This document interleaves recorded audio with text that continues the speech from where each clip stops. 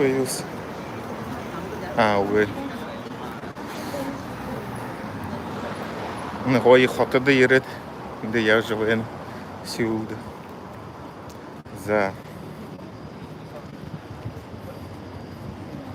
Ой, монгол холо орот идет. Делает я живу. За.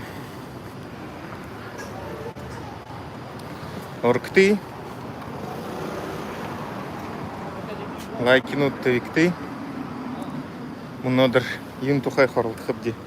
В общем, будем говорить о такой теме, как... Я вот понял вообще, да, что для многих вообще непонятно... Удачи, Айтла. Для многих вообще непонятна сама терминология. И вот это вот я в своем этом... 2 дня я как бы взял отдых, типа. Мне надо было свои дела делать. И вообще я, понимаете, так как это... Как это? Свободный художник, короче. Веду и делаю видео, когда у меня есть желание и время. Поэтому не могу вот как бы гарантировать, что буду каждый день все это выпускать. И вообще. Поэтому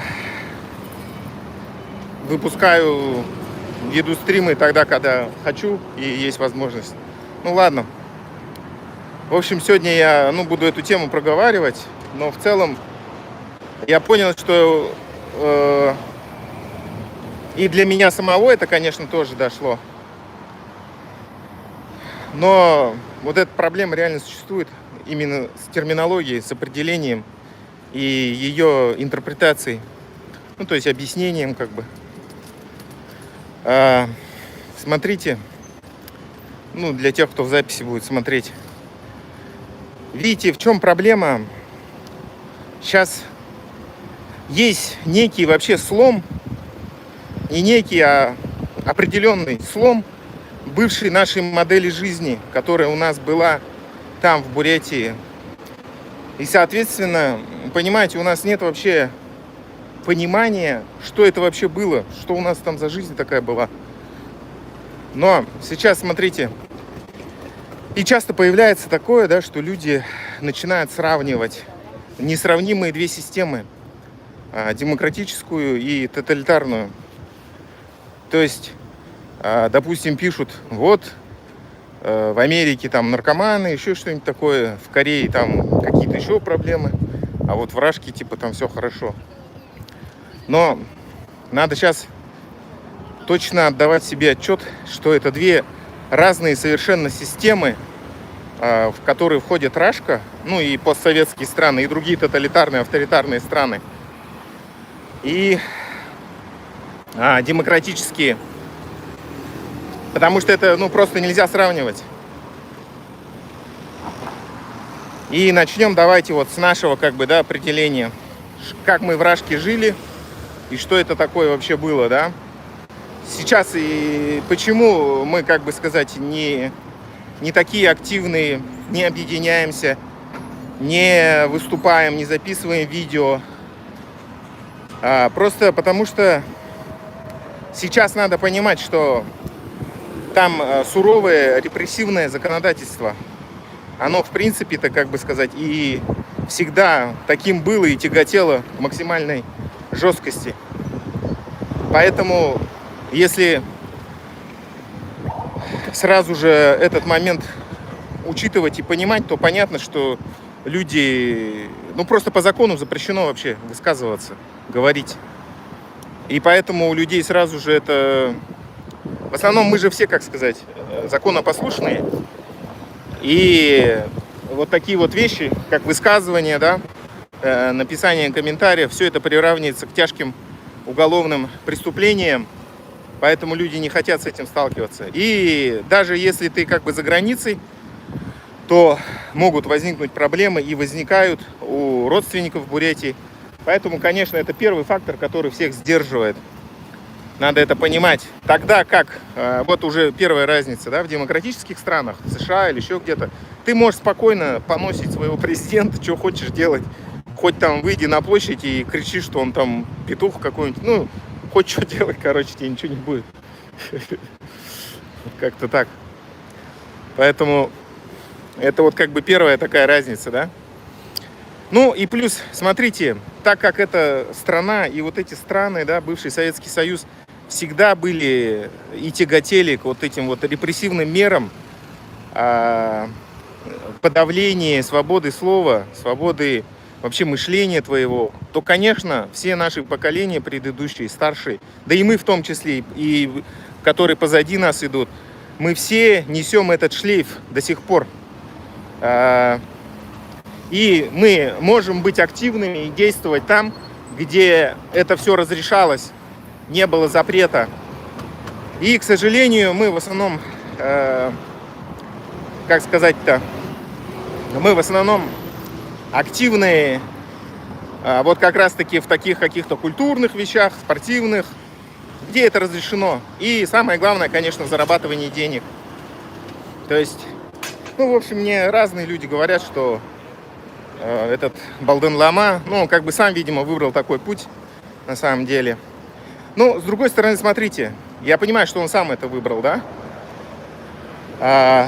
Но это же все равно характерно все насчет его кейса. В том плане, что самого-то инструмента институтов-то не создано в диаспоре, чтобы кто-то, ну, как бы, когда вот сформирована диаспора есть, ну, люди говорят, ну, вы можете, конечно, и работать, но мы вот как диаспора можем вам предложить такой вариант. Вы будете, как бы сказать, духовным лидером, будете заниматься своими духовными делами, помогать людям и так далее, а мы как бы будем вас содержать, обеспечивать.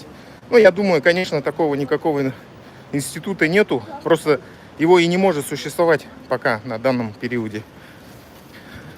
Потому что, ну, вот целое столетие любую нашу попытку объединяться, решать совместные вопросы государство, конечно, жестко подавляло. Да, они, конечно, пытались это все заменить различными там митингами, да, ну вот этот 7 ноября, что там, какие праздники-то у них были, ходить там с транспарантами, кричать там коммунизм Муракша, да, там, все такое.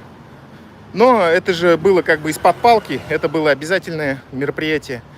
И все понимали, что ты должен это делать не потому, что тебе самому охота, а потому, что тебя заставляют. И всячески из нас вытравливали вот это вот. Есть же там поговорка, да, инициатива там кое-что делается инициатором. Ну, вот в таком духе все. То есть ты должен быть безинициативным, простым исполнителем. Не лезь, говорили, да, всегда нам. Не высказывайся. В общем, мы вот все и выросли в этом всем, в таком понимании. И, понимаете, у нас даже, получается, взгляда другого нету на данный момент, что мы как-то по-другому можем смотреть на это. Но, опять же, понимаете, ситуация-то какая, которая в корне все изменила. Так бы и дальше продолжалось бы, да? То есть никак бы не развивалась эта вот горизонтальные связи и так далее. Но вот эта война-то заставила людей по-другому мыслить, думать. Потому что хочешь, не хочешь, а тебя фактически как бы изгоняют, да? Часть забирает на войну, часть, кто не хочет, уезжает. То есть ты хочешь, не хочешь, тебя заставляют двигаться. То есть я и сам там сидел сколько в Бурятии, в принципе, да, ну, вел блог, понятное дело, но таких вот глубоких мыслей раньше у меня все равно не было. Как бы, ну, я тоже в таком русле и двигался, как все. Это вот то, что вытолкнуло меня, как бы, и заставило смотреть по сторонам, как люди живут, и делать выводы. Ну, и вообще начинать понимать, что на самом деле наш народ в оккупации, и его, как бы сказать, уничтожают на самом деле. То есть это, чтобы понять внутренние проблемы, надо было выехать за границу. Вот как-то так. И понятное дело, что люди-то уехали. Смотрите, вот Давайте еще один момент поймем. Что здесь, в Корее, да, кто легально находится, в основном это все, кто подал на G1. Являются ли они действительно просителями политического убежища? Фактически да. Но делают ли они что-нибудь для этого? Нет. Максимум у них есть там повестка или еще что-то. То есть люди физически хотят спастись, физически хотят не участвовать в войне. Но чтобы сопротивляться режиму, что-то делать, у них просто нет для этого никаких навыков. Вообще нет понимания даже, зачем это надо делать. То есть у нас как? Нас учили, программировали. Сиди, не вылазь, не суйся. И люди с этими установками приехали за границу. И, соответственно, у них те же установки и остались. То есть что? Физически самому главное выживать, да? Вот все, что у нас было разрешено, это вот спортивное, культурное и самое главное зарабатывать деньги, да? То есть наши люди, которые жили при этой советской нищете, когда там надо было квартиру ждать там десятилетиями, когда был дичайший дефицит, ничего не было ни денег, ни товаров, ни хрена. Я даже сам помню, как вот эти вот очереди, хотя и малолетка был. И то, что какие-то стенки, там такая проблема была купить шифонер какой-то. Это такая вот, знаете, беднота, короче. А тут люди наконец-то выбрались в Корею, США, и со своими этими флешбэками, да, из детства, из 90-х. Что они первым делом принялись? Конечно, работать, зарабатывать бабки. То есть в понимании наших людей с нашим вот СНГ менталитетом самое главное это все-таки деньги. Потому что жесткое индивидуалистическое общество на самом деле. Хотя говорится, вот мы там все такие коллективисты. На самом деле чушь полная, все наоборот. И плюс нету жесткой системы подавления, да, в этих странах. Ни в США, ни в Корее. Это же демократические страны. То есть тебя никто не трогает, по сути. И для многих наших это охрененная свобода. Но свобода без ответственности, да. То есть, смотрите, в демократических странах-то как принято? Не так, что ты находишь какую-то лазейку и как бы обманываешь, да, получается, иммиграционную полицию, вообще в целом правительство. А для наших это не является никаким, как это сказать-то, никаким нарушением. Потому что у нас как, нарушение же всегда карается чем-то. А здесь оно может и не быть таковым. В каких-то определенных моментах, конечно, тоже такое наступает. Как, допустим, депортация, да, что-то такое. А для наших-то, получается, это лазейка, да. Вот ты приехал в Корею, G1 подал, хотя ты никакой не борец, никто там, да. Просто ты хочешь не участвовать в войне и сохранить жизнь, еще плюс заработать и как бы пересидеть. Но видите, и в США то же самое получается. То есть у людей нету такого понимания, что они что-то должны делать, что-то как-то меняться, что, как бы сказать, жить типа по совести, что ли. То есть у нас же как? Вражки еще на что-то закрывают просто глаза, да? Там же все воруют, на самом деле. Что наверху, что внизу. То есть, если украл и никто не увидел, значит, и нормально, да? Такого. И с вот этим вот менталитетом людей, которых обязательно как-то надо преследовать, давить их, да, чтобы они что-то делали. Пускай в такое общество осознанной ответственности, да, когда ты вот, что-то делаешь, и ты должен, получается, как бы сам нести ответственность за свои действия, короче. Если вот ты действительно беженец политический, ты должен, как-то действительно в этом участвовать или еще что-то. Не придумывать себе кейс, там, выдумывать, да, а по-настоящему.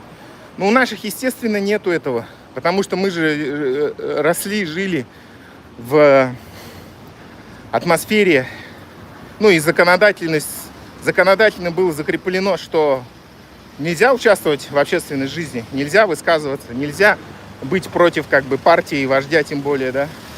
То есть мы были подавлены всегда в этом плане. И, конечно, дали понять, как. Там же всегда через силу все подается, через репрессии. То, что репрессировали наши народы, уничтожали, геноцидили. И, соответственно, это такая... Почему понимания-то нет западных людей наших, да, между собой? Что вот, допустим, в Корее, да, ну, много чего лежит на улице, еще что-то. Вражки бы давно это все разворовали, да, украли, ну. А здесь-то у людей нету такого в голове, да, что вот надо что-то воровать там или еще что-то. Ну, то есть можно же купить. То есть, понимаете, это вот даже с этого начинается все. Или культ какой-то, я бы даже не сказал, что это сила, а ну, каких-то понтов, короче, да. Просто я недавно смотрел один ролик про парня, ну, национальность не буду говорить, коротко опишу. В общем, он в другой стране, приехал работать туда, потом поругался с какими-то другими ребятами. И, короче, ну, там дело дошло до того, что эти ребята приехали там с палками, с битами, а он с ножом вышел, с ножами. Ну, и порезал их. Ну, как, не тело, а, видимо, руки, что-то такое. Короче, всех в итоге взяла полиция, что тех, что того. И, ну, в итоге они как бы обе стороны друг на друга написали заявление. То есть сперва те, которые как бы их порезали, да, ну, их больше было. И этот парень тоже. Ну, и в конце он говорит, он еще там сбор устроил денег много поднял, получается, по итогу. Ну, и как бы мораль этого ролика была в том, что, типа, вот он действовал четкими пацанскими методами и, типа, победил и бабок поднял. Ну, как бы не мораль, но как будто так получается. И у него еще в финале спрашивают, ну, типа, вот, ты бы как поступил в следующий раз? У них, короче, в общем, бытовой конфликт произошел, ну, и вот дошло до этого, короче. Он говорит, так бы и поступил бы. Типа, я вот вырос так. Но если так рассудить... еще он говорил то, что когда он всего сутки попал в тюрьму, ну, даже камеру СИЗО, типа то, что он там переживал, все такое, то, что дочку не увидит. Но, смотрите, если по фактам все разобрать, в конце концов, они, как бы сказать, типа решили все решить по-пацански, по-мужски, все такое. Но заявление-то они друг на друга все равно написали. Получается, это уже как бы первое, да, несовпадение с пацанскими. По идее, ты не... Ну, если вот тюремной вот этой всей темой жить, ты там не должен ни на кого заявление писать. Ты раз уж решил на эту... Ну, таким быть черным, да, то есть никак не должен ты взаимодействовать с полицией, да. А вот это уже как бы преодолено. Потом, видите, ну, ему повезло то, что его как бы не арестовали, не посадили. А то, что всего сутки посидел, ну, и как бы там дело замяли, получается. И его выпустили из этой страны, он был в другой стране. И он еще денег, как бы, сбор объявил, деньги ему скинули люди, он, ну, как бы, деньги получил. Но если бы он реально заехал на 8 лет или на 10, я думаю, знаете, он бы уже в начале своего срока и весь свой срок очень сильно бы жалел о том, что он не избежал этого конфликта, понимаете? Ну, конечно, когда ты сутки всего поторчишь, и то у него там максимальный стресс был. А если бы он реально заехал на 8 лет, то я думаю, он совсем бы там другой был бы уже разговор, и он бы говорил бы лучше, там, не хватайтесь за ножи и пытайтесь избежать, ну, тем более в другой стране. Да и вообще, видите, в конце концов, чем кончилось-то? Все равно же все по закону пошло. Пришлось заяву писать друг на друга. То есть можно было изначально этого избежать. Ну, заяву не писать, а просто, как бы сказать, ну, либо самому уехать оттуда, где там конфликтная ситуация была, ну, либо, короче, избежать. То есть понятно же было, что все этим как бы кончится. Ну, то есть там как бы ребята тоже настроены были серьезно, биты взяли, ну, могли бы убить его просто. Зачем вот идти на такие, как бы сказать, риски непонятные? Ну и плюс он еще сам вооружился, с ножами пошел. То есть он в конечном итоге мог бы кого-то убить, да. Я зачем так вот подробно? Еще плюс ему посольстве дали максимально идиотский совет свалить из страны. И его как бы задержали на контроле. То есть, понимаете, сам посол тоже в таких понятиях живет, пацанских. Типа, вот лучше свали из страны. Получается, сам очень плохо законы знает. Ну и как бы посольство там сильно, я как понял, не помогло ему. Ну, обычный СНГшный менталитет. Типа, опять же, понимаете, у нас как все устроено в СНГ. Вот есть государство. Вообще, это же разные модели. Есть вот государство, которое тебя подавляет, и ты как бы просто раб империи, да? Вот это вот совковый менталитет такой русской империи. А еще понимаете, вот многие же это, когда я что-нибудь про Корею говорю, ВАТА там всякие или ФСБшники возмущаются, что вот как так там президентов сажают, все такое. Понимаете, в Рашке президент это сакральная фигура. И для них, особенно для, видимо, для представителей органов, там, ФСБ, ну, как бы это очень травматично, да, то, что их лидера, тот, кто им гарантирует безбедную, хорошую жизнь над законом, что такого человека самого могут посадить, понимаете? То есть в Рашке это, ну, такой традиции нету. А в Корее это как бы и в других демократических странах это же совершенно другое понимание. То есть президент или какой-то, ну, вообще лидер, ну, даже не лидер, просто какое-то высшее должностное лицо, это просто нанятый менеджер временно, который призван улучшить жизнь людей. То есть, понимаете? И все эти органы, они тоже прекрасно понимают, то, что они должны действовать строго в рамках закона, по инструкции, и не нарушать никаких прав, и не быть над законом, самим не нарушать закон, потому что они будут нести ответственность. В Рашке это абсолютно по-другому. Само понимание людей. То есть вот есть начальство, оно неприкосновенно, есть менты, а их тоже нельзя трогать, и они как бы над законом, что могут, что хотят, могут творить, могут, ну, им позволено быть коррупционерами, крышевать и так далее. То есть, понимаете, вот, опять же, разные вообще устройства государств и разное, соответственно, понимание и интерпретации, да, твоего поведения и, ну, вообще, как бы, жизни, да, философии жизни, получается так. Ну и, конечно, для ВАТы, этих всех ментов, это, ну, как бы, они просто даже не понимают, ну, как вот так вот живут в демократических странах. Для них это кажется слабость, что... Ну, и вообще, понимаете, эта картина мира совершенно другая для них. Они, ну, как они вообще думают, что вот я там буду крепиться, типа, там, лизать задницу, терпеть, и за это я, как сказать, вырасту в погонах, и потом сам буду, да. Ну, вот как армейская есть же вот эта вот иерархия. То есть ты приходишь этим, как его там, духом, да, потом растешь, потом ты дед типа стал, да. Такая вот история. Ну, то же самое, вообще все пронизывает всю эту Рашку. И самое это что интересное, что, понимаете, вот такой вот подход, когда во главе государства ставится, ну, в общем-то, давайте вот честно признаемся, ну, слабый и завистливый лидер, как Путин или как Ельцин, ну, ни к чему хорошему это в итоге же не приводит.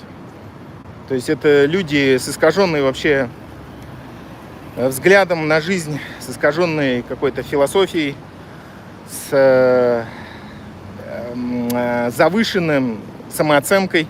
Ну, вернее, она, наверное, даже наоборот заниженная, но идет гиперкомпенсация, да. То есть его в детстве самого, я думаю, тоже очень сильно унижали, били. И когда он вырос, он, ну, вот как вот дух, да, получается, в армии, он решил, что теперь он будет отрываться, да, на всех остальных. Вот такая вот история и происходит. И сейчас это уже становится просто карикатурно, само государство и сам лидер.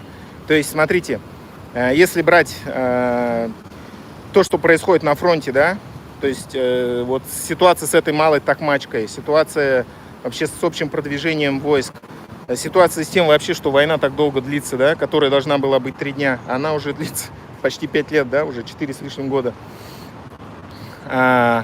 Вторую мировую войну, этап, когда Германия как бы предала своего союзника Совка и напала на Совок, длился меньше, понимаете? А сейчас уже совершенно другая история. И плюс он уже физически становится немощен, сам Путин. Он уже даже «Ура» не может прокричать, понимаете? Ну, показали, но это просто...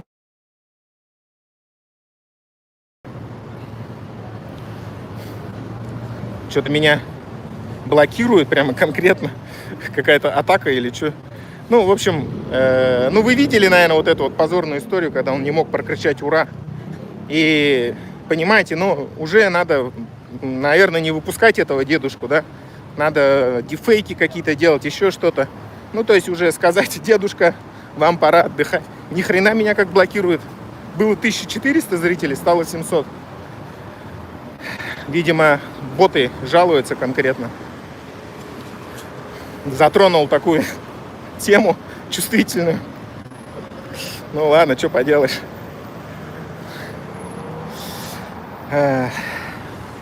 И ладно, если возвращаться от вот этих всех общих тем назад к частностям, да, к маленькому человеку, нашему буряту, да, простому, который, понимаете, смотрите, то, что нам было разрешено зарабатывать деньги и участвовать в культуре, спорте, да, и, соответственно, когда предложили большие деньги за участие в войне, это разрешено, это поддерживается. Ну, часть несознательных граждан купилась на это, да, так скажем. Они решили, что, ну да, почему бы и нет, давайте участвовать в войне. Поэтому, конечно, это все на их совести. Ну, даже как на совести-то. Самых жестких, отъявленных, я думаю, в будущем поймают. Как военных преступников будут судить. Это уже вопрос к органам внутренних дел, так скажем, да. И той работе, которую сейчас ведет прокуратура, ну, правоохранительные органы Украины, которые фиксируют военных преступников. Ну, это уже их, как бы, деятельность, да. Их поле работы. Поэтому про них, ну, смысл мне какой говорить, еще что-то, да. Ну, это уже, я говорю, там будут разбираться, получается. Ну, и те, кто решили уехать, но, опять же, приехали со своим, как бы, багажом знаний.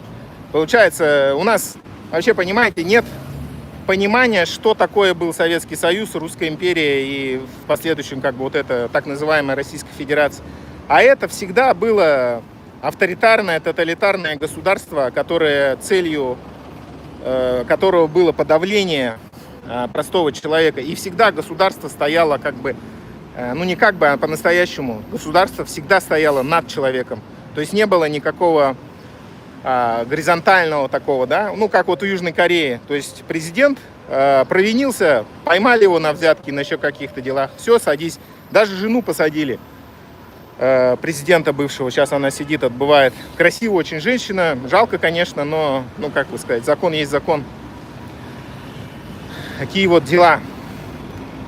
Понимаете, вот вражки в таких вот тоталитарных государствах это вообще неприемлемо. То есть сама философия, сама вот эта вот многовековая, получается, история подавления. И они же считают еще, видите, себя, на самом деле, да, вот Рашка считает себя военной империей. То есть у них как бы все понятия, вот это вот все такое, да, что ладно, мы там не сильны в экономике, не сильны в какой-то, не знаю, гражданской инфраструктуре, института гражданских, но зато вот у нас есть сила, да, мы там можем завоевать, подчинить всех и так далее.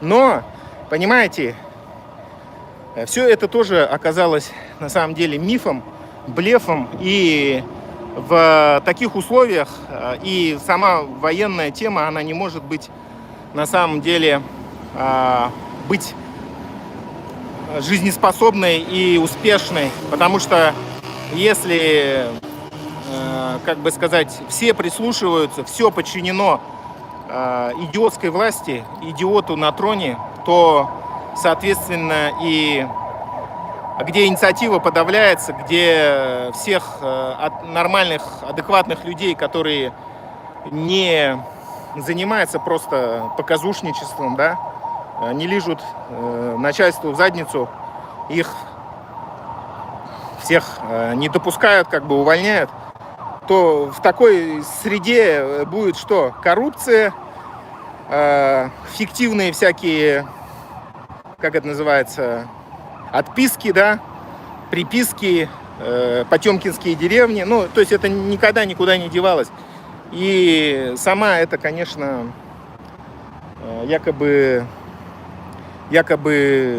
военная империя, она, конечно, никакого на самом деле отношения к настоящей какой-то военной империи, да и самого смысла сейчас уже в какой-то военной империи по большому счету нету в наше время. То есть, ну, вообще зачем, когда здесь совсем другие механизмы работают, да, торговля, экономика, мозги. Почему я вот еще, знаете, занимался тоже этим для себя, пониманием, почему Южная Корея, несмотря на то, что у нее не было вот таких вот замахов, да, не было такого менталитета воинского и так далее, но они сейчас очень успешны. Потому что у них изначально, понимаете, Рашка же себя позиционировала как воинская, военная империя, а Корея, она себя таковой не считала никогда. И здесь, в Корее, всегда ценилось образование, взаимопомощь, получается, уважение старших и так далее, да. То есть то, что оказалось востребовано как раз-таки в 20 веке, да, когда все это пригодилось в будущем. Ну и на самом деле Корея за счет чего? За счет экспорта же в основном развивается-то. Потому что у них вот эти вот... И, понимаете, смотрите, сам менталитет другой. То есть, если в Рашке, допустим, да, или в таких СНГ странах, если ты дорвался до чего-то, стал каким-то директором, то это значит, что ты, типа, должен теперь воровать и только для себя жить. В Корее же есть вот такая вот ответственность, да, если ты член какого-то там чеболя, допустим, ну, у тебя есть ответственность перед твоей страной. То есть человек сам понимает, что у него есть ответственность, и он как бы не будет просто воровать и там или еще что-то, да, ну, будет действительно заниматься этим делом. То есть вот этот вот менталитет, это очень важно на самом деле. И, соответственно, понимаете, они же, ну, я все-таки, конечно, считаю, что iPhone, ну, в плане видео получше будет, чем Samsung. Ну, для меня это как бы более важно. Но, тем не менее, все равно Samsung, Hyundai, Kia, они же действительно хорошие автомобили делают, там, ну, и бытовую технику. И у них еще какой закон? Ну, как и там в Японии, допустим. То есть ты будешь получать от государства больше кредитов и так далее, всех вещей, если будешь за рубеж продавать.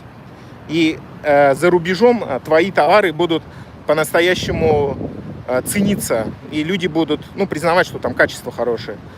В Рашке никогда не было, ну, ничего не экспортировал, согласитесь, кроме, ну, нефти, там, леса и так далее, алмазов, ну, просто ресурсов. Поэтому, видите, это совершенно другие, получается, культурные кода существуют в Корее, там, Японии, в таких странах. Ну, Япония, конечно, да, там было тоже вот это вот имперство и так далее, но они смогли это все перебороть. И это не было же таким прямо, знаете, вот долгим каким-то долгим трендом, да, так скажем, на определенном этапе. А так, это тоже та же самая рисовая культура. Рисовая культура, еще надо понимать, что это... попробуйте высаживать этот рис в воде, там, да, в такую жару. Я просто в Корее живу, этот климат для меня очень тяжелый. А тут еще попробуй с утра до вечера работай на этом поле. Понимаете, у них просто в крови вот это вот трудиться, делать хорошо. И Ну, менталитет совершенно другой, короче, одним словом. И в итоге, почему они успешные-то? Вот есть якобы там заблуждение, да, что якобы вот Америка помогла. Ну, понимаете, опять-таки, Америке-то кто помог? Что она, как она вот эти вот деньги получала и так далее. Это тоже высокая работоспособность. Кто в Америке живет, они понимают, там надо работать, херачить надо, чтобы жить, выживать. Ну, не выживать, конечно, но в целом надо хорошо работать и трудиться, что-то делать. Там можно и на простой профессии, ну, как и здесь, в общем-то, нормально жить, зарабатывать и, ну, в общем, как-то так. И понимаете, вот это вот столкновение вот этих вот различных менталитетов, понимание вообще самой философии жизни, устройства, культурного кода, вот это вот все такая вот мешанина, и поэтому люди начинают сравнивать какие-то внешние признаки, а не какую-то глубокую вообще аналитику проводить того, что в реальности происходит. Поэтому также, допустим, медицинскую сферу, да, с которой я столкнулся, когда попал в больницу. Понимаете, смотрите, ну, конечно, в глазах корейцев, корейской медицинской вот этой всей инфраструктуры, у них же все люди, граждане, они имеют страховку, платят за нее. Соответственно, и они ожидают, ну, понимаете, это в культурном их коде ответственность, да, и даже обязательность, я бы так сказал. Они ожидают, что и вот мы, иностранцы, будем приезжать, оформлять эту страховку, ну, и как бы жить как по закону. Но, опять же, понимаете, у нас же совсем другой менталитет. То есть приехать по какой-то якобы лазейке, да, типа обмануть систему, работать там нелегально и не оформлять ничего, да, чтобы якобы лишний раз не платить за медстраховку и так далее. На самом деле, когда ты столкнешься с этой системой, ты понимаешь, что без медстраховки, ну, просто невозможно. Обязательно, конечно, нужна медстраховка, потому что, ну, мы же все люди, у нас есть свои там проблемы, с которыми сталкиваемся. Тем более, живя здесь, в Южной Корее, многие наши, ну, да почти все, наверное, работают на тяжелом производстве, где есть риск травмы получить, проблемы со здоровьем, там, со спиной, ну, много чего, да, всяких факторов на самом деле. Поэтому, если вот так просто аналитически думать, размышлять, конечно, тебе нужна страховка медицинская. Но как сказать-то, без статуса ее получить, это тоже, как бы сказать. Тем более, видите, в моем еще варианте получилось так, что мне как бы, ну, почти сразу нужна была медицинская помощь, в общем, так. То есть я как бы даже не успел все это дело подготовиться, проанализировать. Вот как-то так. То есть еще на этапе там медицинского обследования, которое обязательно надо на G1 подавать. Ну, вот как-то так. То есть, понимаете. Я еще, на самом деле, конечно, благодарен вообще Корее в этом плане, то, что, понимаете, там, в Бурятии, в Рашке, получается, ну, очень... Я, конечно, за всех не говорю. Я уверен, что есть хорошие врачи там. Но все равно, в целом, система медицинская, как и все остальные системы, ну, они очень плохие, на самом деле, да, поверхностные. Вот якобы есть бесплатная медицина, которая, на самом деле, она, конечно, никакая не бесплатная. Почему? Потому что работодатель за тебя платит эти все налоги. То есть ты не сам как бы платишь. Опять же, видите, как хитро сделано. Якобы бесплатная, которая ни хрена не бесплатная.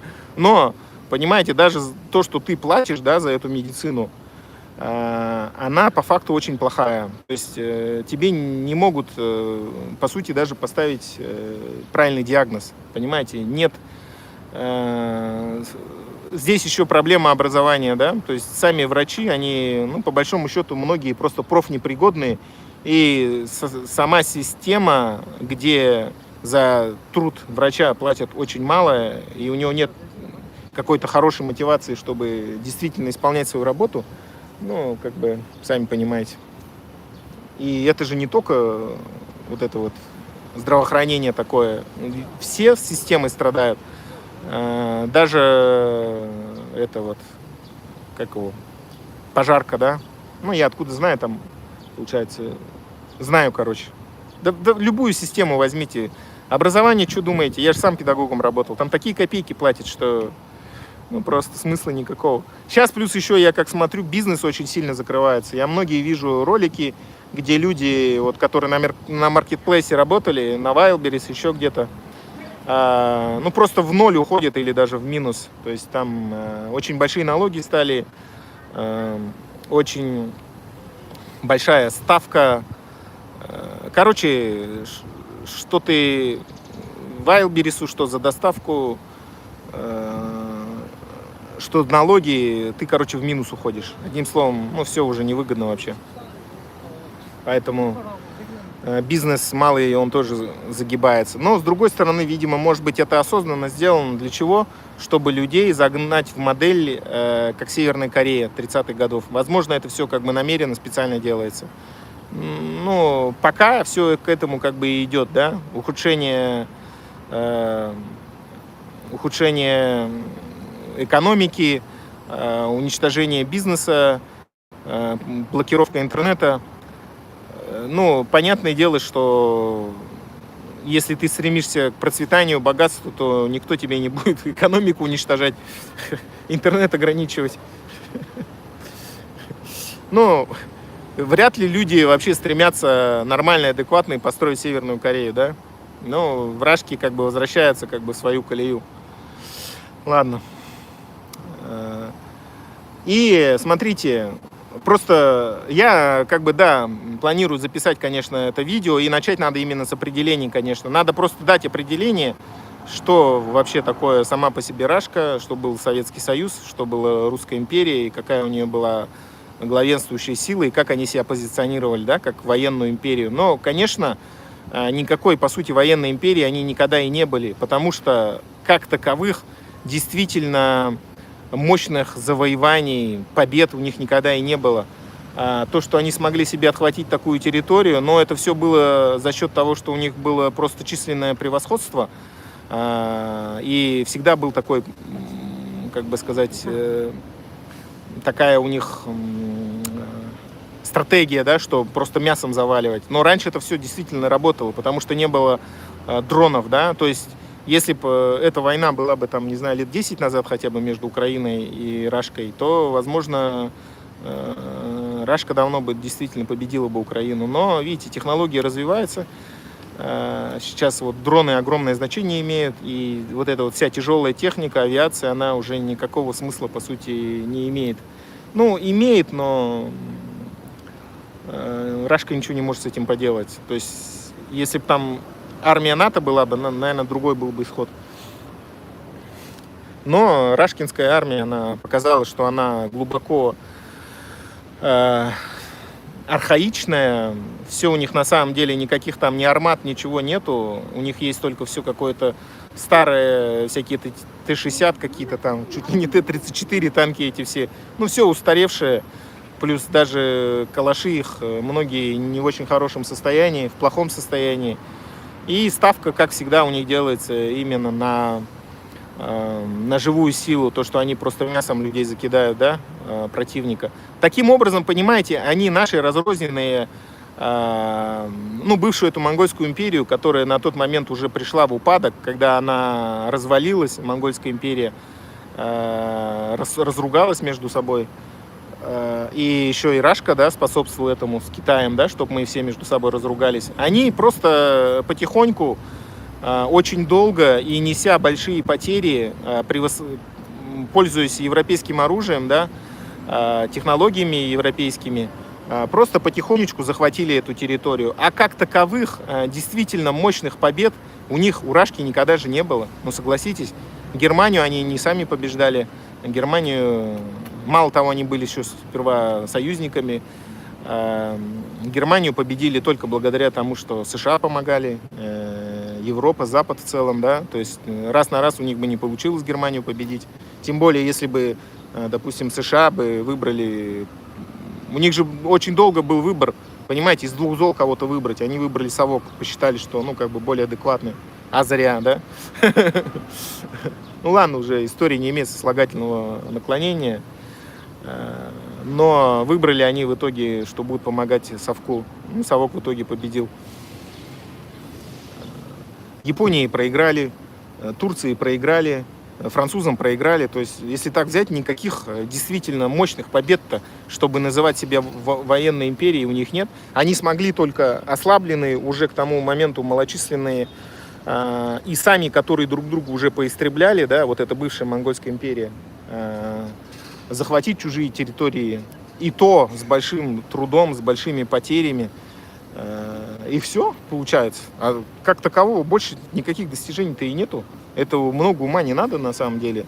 Просто посылать огромное количество своих батраков, своих холопов, своих крепостных, чтобы они шли и подыхали там за интересы русского мира. Ну, в общем, то же самое сейчас происходит. Только, к сожалению, наши народы тоже оккупировали и отправляют сейчас на украинский фронт в качестве пушечного мяса. То есть, по большому счету, ни их стратегия, ни философия жизни нисколько не изменились на протяжении многих-многих веков существования этой русской империи античеловечной. Поэтому нынешнее, я думаю, время, это еще, понимаете, они же возвращаются в прошлое на самом деле, потому что понимают, что у них нет никакого образа будущего, у них нет ничего, они не могут предложить ни своему населению, ни миру, только, как сказать, оглупление, деградацию и, ну, кроме того, что у них есть внутри, беспредел, насилие, какое-то извращение, да, ничего Рашка не может миру предложить. И вот это вот как бы зло, все говно, которое у них есть, несут в мир. В частности, сейчас в Украине, да, весь ад этот мы видим, который они там устраивают. Но, понимаете, само время меняется, понимаете. Вот у Украины какое преимущество из-за того, что она демократическая страна. То есть там у людей есть инициатива, они могут собираться. Плюс это действительно очень сильную самооборона, да, сыграла-то, когда вторжение было Рашки. То есть если бы не сами люди, ну, исход мог бы быть другим. Понимаете, люди очень замотивированные. То есть это 5-я служба ФСБ, ну, полностью просралась. И понимаете еще, смотрите, важный момент какой. Сейчас вот это вот их самоуверенность, да, их глупость, их чванство, как это еще назвать-то, такое хорошее слово есть, высокомерие, да, оно разбивается, понимаете, об украинскую армию, об современность. И вот они, как бы сказать, считали себя, да, вот этот вот Пыня там, да, который, ну, лох по жизни оказался, да, ну, неудачник, по сути-то.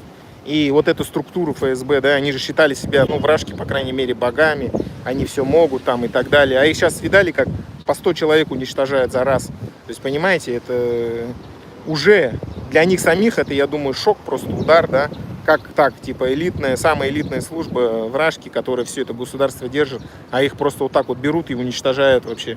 Просто по 100 человек сразу, оптом, да. Как-то так. И кто уничтожает? Они же ненавидят, да, украинцев, презирают их, как бы, да.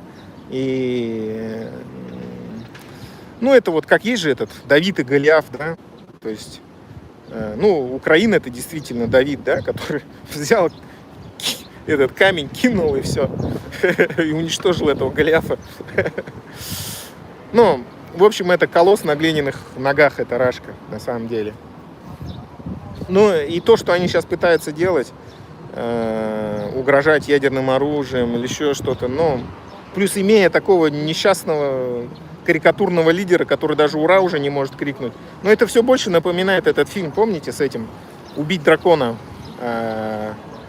где этот Леонов-то был, играл. Вот, смотрите, агитация идет в нормальной стране. Не видно, да? Ну, короче, скоро выборы, вот тут ходят люди, агитируют и так далее. Вражки, вы представляете себе, чтобы кроме Пыни, да, Путина, за кого-то еще могли там агитировать. Там такого нет. Вот такие вот дела.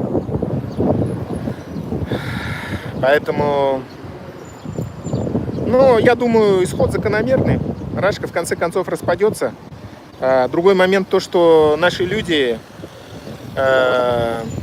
наши буряты, другие народы, по крайней мере, вообще не готовы к этому распаду, на самом деле, да, не готовы, потому что в головах-то в своем мировоззрении они вообще не изменились. Это пока что те же самые ватники. Меня, понимаете, видите, сама жизнь просто заставляет меняться, да, вот это вот, ну, вещи, связанные там с уголовным делом, с больницей, с такими всеми делами. Ну и смотрите, яркий, наверное, пример еще то, что вот наш Балдын Лама, да, там в США, который, ну, говорят, он сам решил выбрать путь, короче, работы на траке. Ну, во-первых, получается, у нас нет диаспоры, да, которая, ну, хотя бы могла бы его спросить, вот вы, Балдын Лама, ну, будете либо на траке работать, либо, ну, может быть, мы вам будем скидываться, вы будете там духовный центр, все такое, помогать там, мантры читать, плюс, как бы сказать, ну, духовную поддержку вообще, ну, будете человеком, который как бы свободен будет и сидеть, думать, да, там, ну, как бы анализировать. Ну, такого института, во-первых, не было, и, наверное, может быть, и от безысходности, и, я думаю, тоже, как бы сказать, как и мы все, он продукт этой системы, решил зарабатывать деньги, короче, ну, и вот попал в такую ситуацию. Но, несмотря, видимо, на то, что у него разрешение есть и так далее, опять же, выбор человека, понимаете, но, по большому счету, я как считаю, ну, наверное, он и делал свою тоже работу, да, имеется в виду, выступал там с антивоенными речами.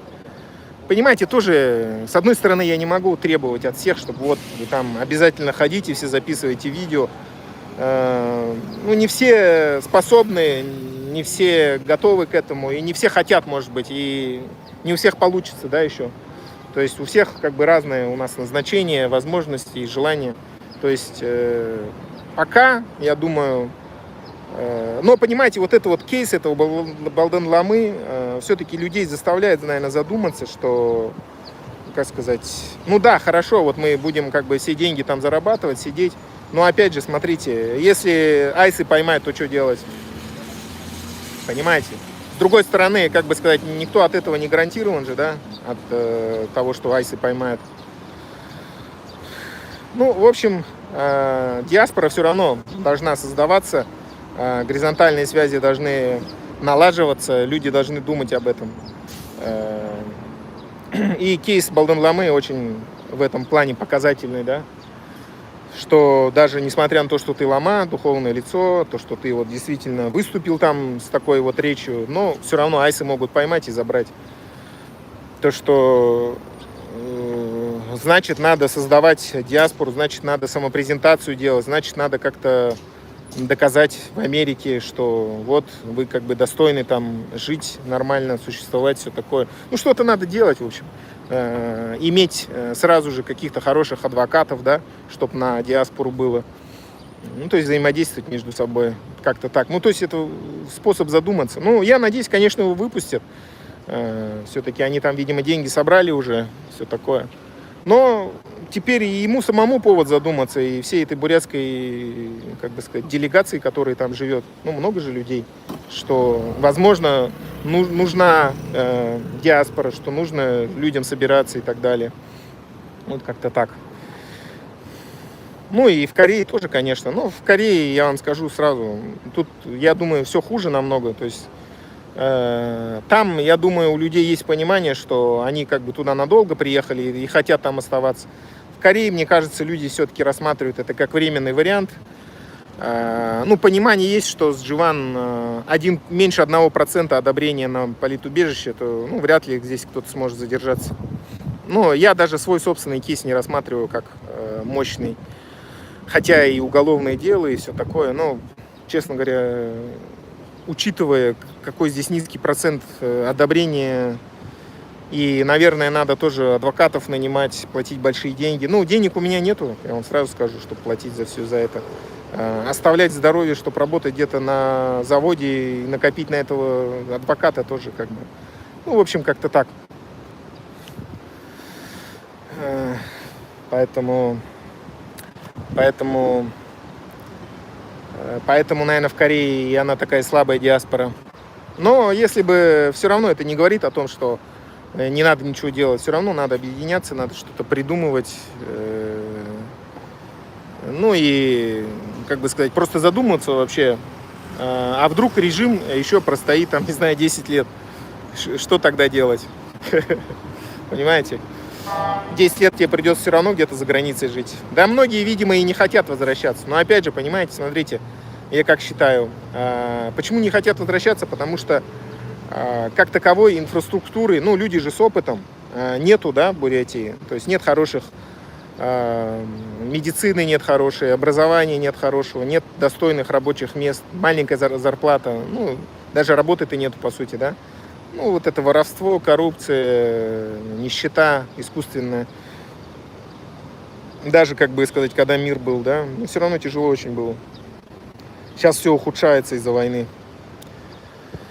И, конечно, у людей понимание, что, и особенно которым за 40 там и так далее, да, ну, как бы сказать, если они как-то более-менее наладили, ну, хотя бы там какую-то работу имеют, более-менее, да, который их устраивает, ну, лучше им типа за рубежом остаться.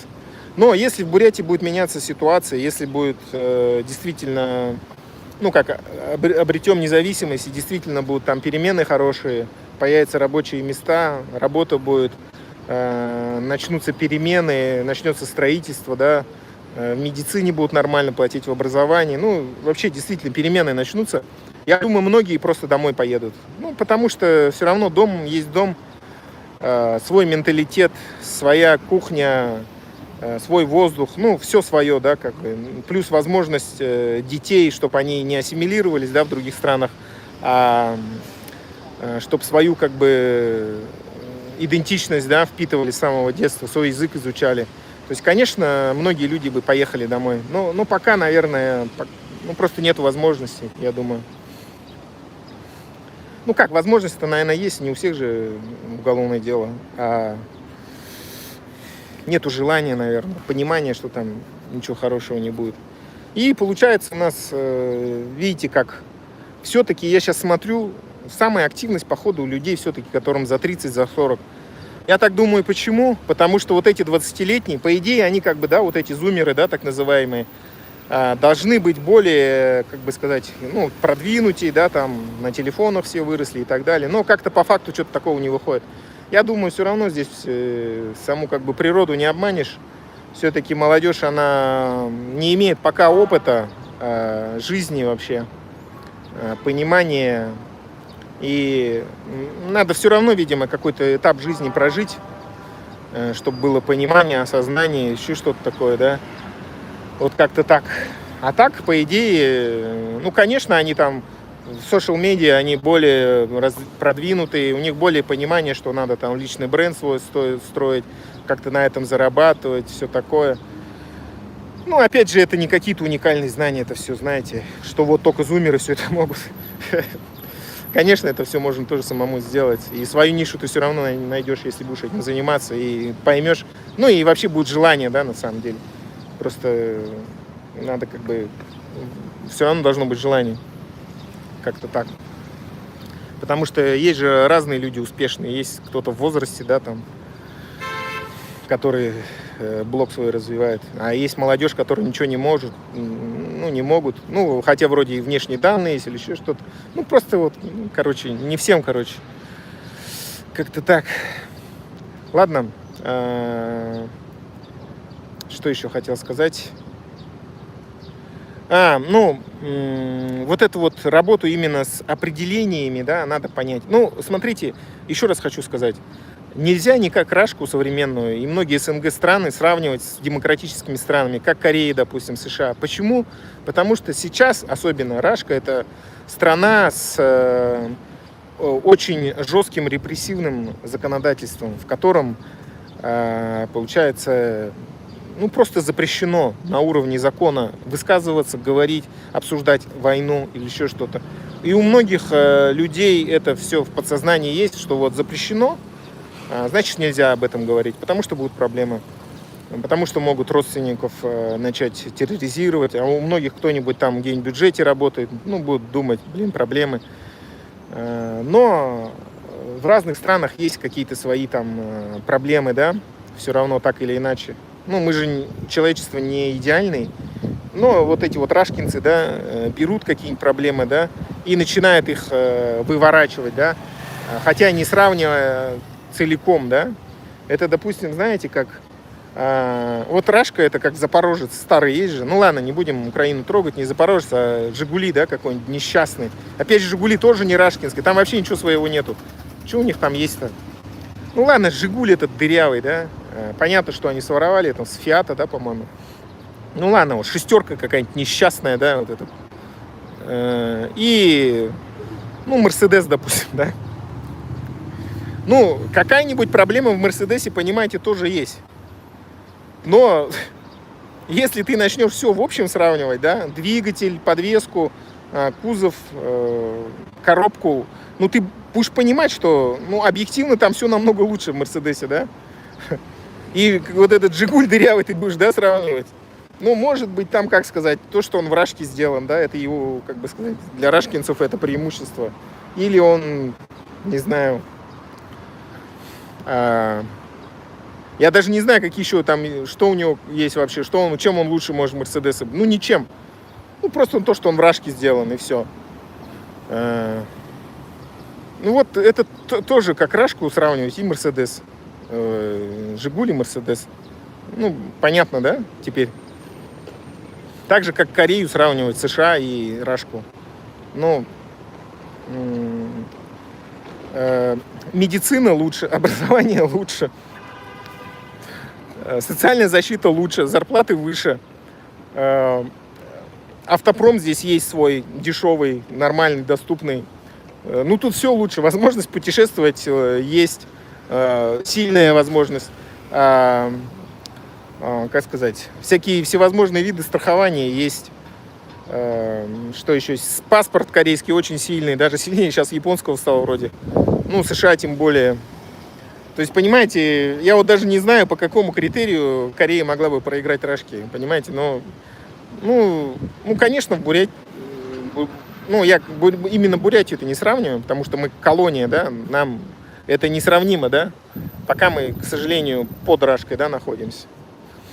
Ну, в Бурятии, конечно, для меня лично климат, ну, вообще родина, конечно, родина,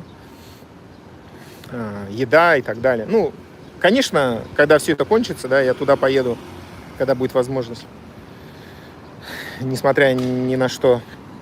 Но, ну, вот если Рашку сравнивать с Кореей, ну, причем Рашка во сколько раз больше, да?